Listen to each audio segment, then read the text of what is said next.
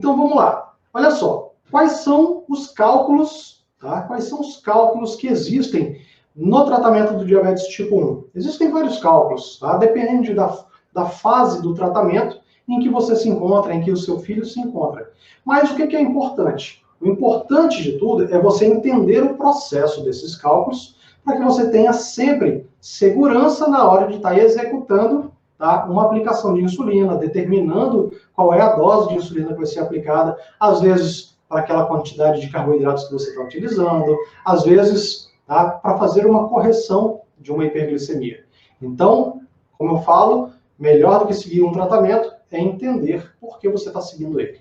Combinado? Então, olha só, o bolos de alimentação, sempre que a gente fala em bolos de alimentação, a gente está se referindo a uma dose de insulina que vai ser aplicada para evitar uma hiperglicemia devido ao alimento que a criança está consumindo.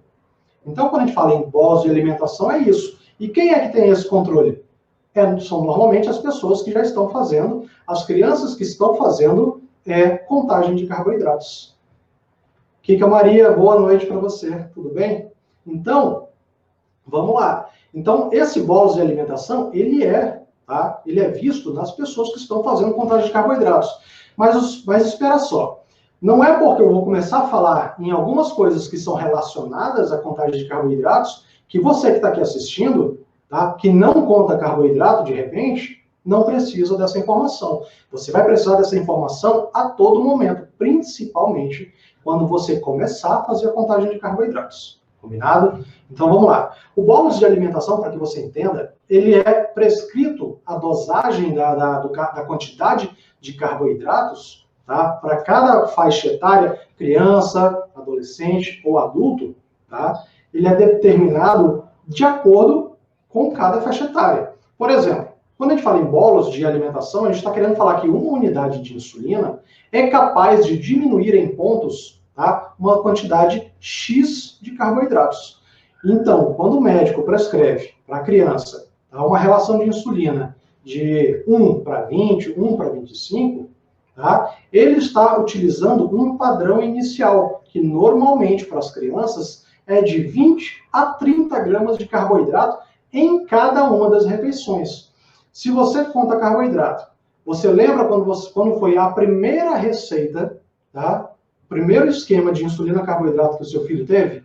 Qual era a relação de insulina em todos os horários?